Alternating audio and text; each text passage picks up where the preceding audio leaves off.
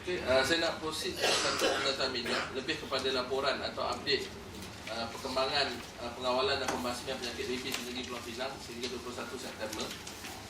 Kenyataan ini mungkin saya telah edarkan oleh pegawai saya dan disediakan oleh Jabatan Perkhidmatan Veterinar Negeri Pulau Pinang. Saya di sini untuk membacakan kenyataan ini. Jabatan Perkhidmatan Veterinar DVS Negeri Pulau Pinang telah menerima sebanyak 36 kes gigitan anjing sehingga 21 September 2015. Daripada jumlah berkenaan, sebanyak 21 kes merupakan kes gigitan anjing liar dan 15 kes adalah kes gigitan daripada anjing yang bertuan. Sepanjang operasi wabak rabies yang dijalankan selama 6 hari secara bersepadu sejak 16 September di seluruh Pulau Pinang, jumlah anjing liar yang telah ditangkap, dimusnah dan dilupuskan adalah sebanyak 342 ekor. Operasi penangkapan anjing liar ini akan diteruskan sehingga pengisytiharan wabak penyakit ditamatkan. Sebanyak 50 sampel telah diambil untuk ujian diagnosis penyakit rabies di Veterinary Research Institute VRI Ipoh di Perak dengan tumpuan utama kepada kes gigitan pada manusia. Selain daripada itu, DVS Negeri Pulau Pinang turut mempergiatkan sejumlah 116 kempen kesedaran awam kepada kawasan perumahan dan kampung, ladang-ladang ternakan, rumah ibadat dan kawasan bersempadan, jabatan dan agensi tempatan sepanjang tempoh berkenaan. Hasilnya, masyarakat mula mempunyai kesedaran mengenai kepentingan memberikan perlindungan imunisasi terhadap penyakit rabies ini kepada anjing-anjing kepunyaan mereka, dan DVS Negeri Pulau Pinang telah pun memberikan perkhidmatan vaksinasi kepada 292 ekor anjing sehingga 21 September 2015. Maklumat laporan ini adalah seperti di dalam lampiran A. Dan DVS Negeri Pulau Pinang mengingatkan kepada semua pemilik anjing supaya sentiasa mengurung anjing mereka dalam rumah dan menggunakan tali sekiranya ingin membawa anjing mereka bersiap-siap.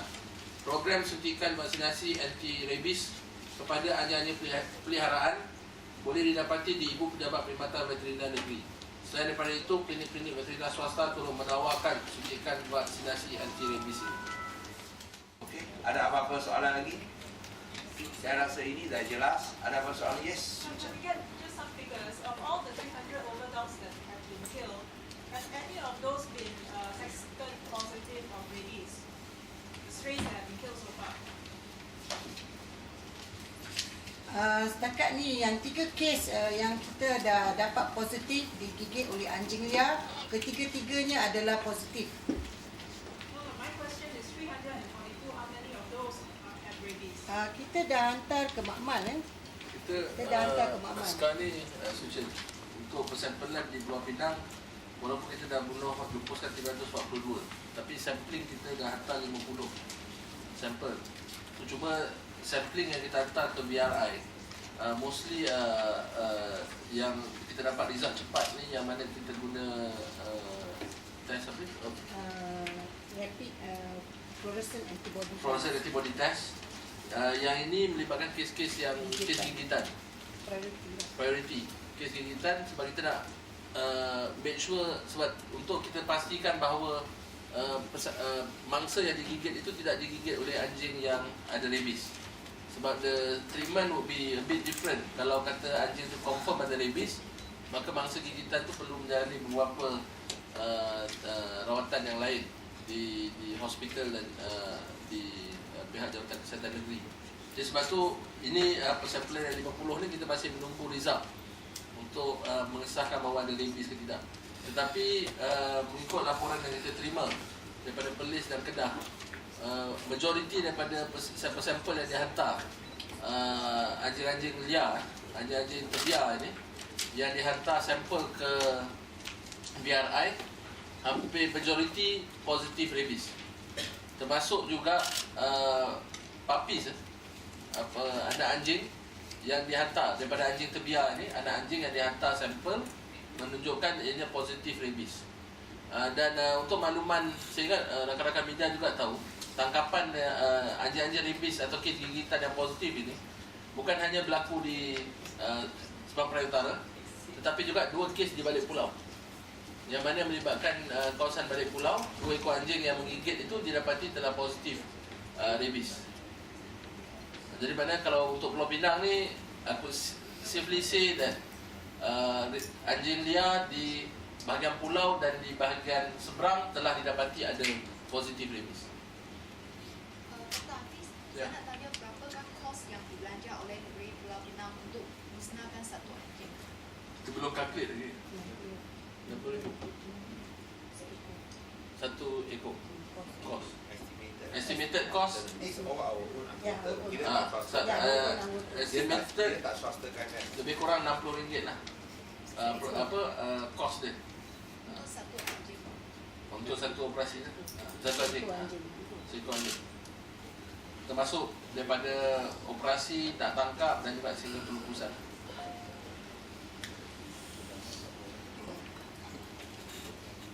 Lain ada soalan-soalan lain? Maybe it's 60 ringgit to cull one dog. How much would it be to vaccinate one dog? The cost for Penang 35.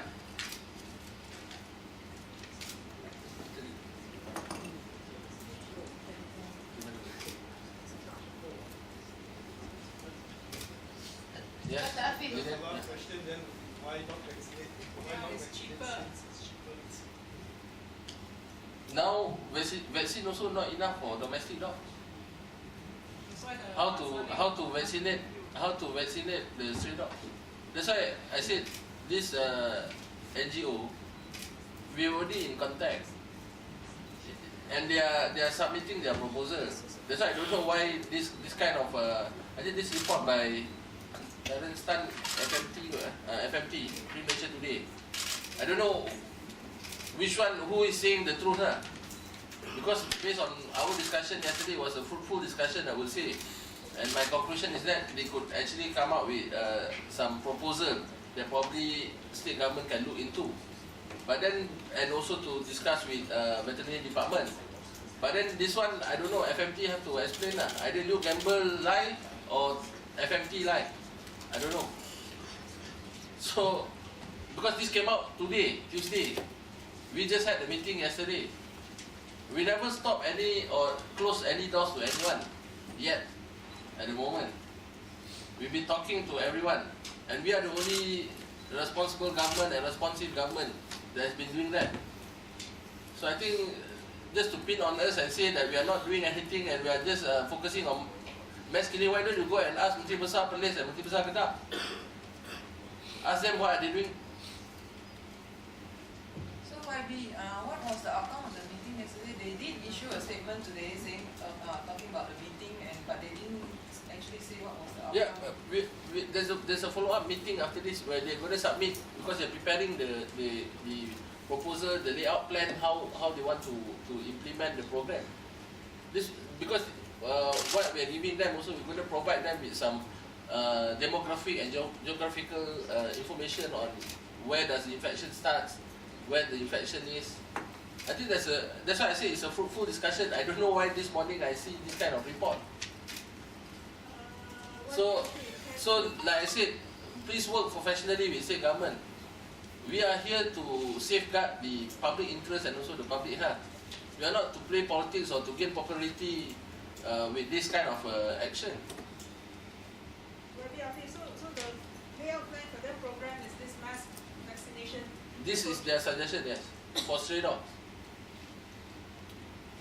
Just to be clear, YB, Mm-hmm.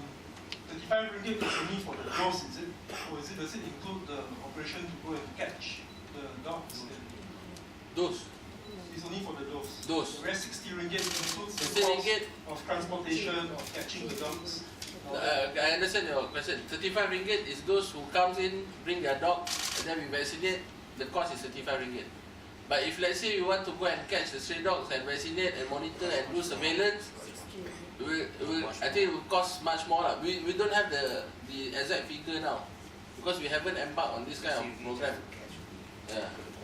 The 60 ringgit is just to catch, and then to do the euthanasia, and then to do the proper disposal of these carcasses.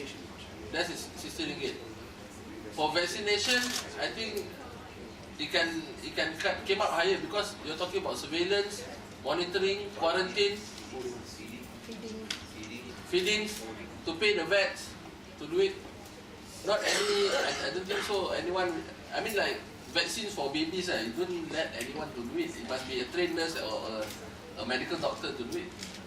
Quite clearly stated in the guidelines by WHO also that terms of the current situation of the crisis of rabies epidemic. Vaccination, yes, mass vaccination is a way of curbing this spread of disease. But euthanasia or culling of these stray dogs is actually a supplement to the effort that what we are doing. So I think we should go hand in hand and help out our veterinary department and also our local council to be able to curb this epidemic from spreading to other states. And another thing is, I think what the NGOs, most of the NGOs have probably missed out on important things is that there are many NGOs who run animal sanctuaries, and this has few hundreds of dogs inside their sanctuaries. We have to also think about how we can actually protect this population or herd of dogs in their sanctuaries from getting infected with rabies. No one has come up with a proper plan on these particular dogs in the sanctuary. I made the effort to instruct our DBS to pay a visit to all these sanctuaries so that they do a head count and see what is the total number actually that we have in Penang, so that we could strategize how we could be able to curb rabies from infecting this healthy population in the animal sanctuaries. That's one thing.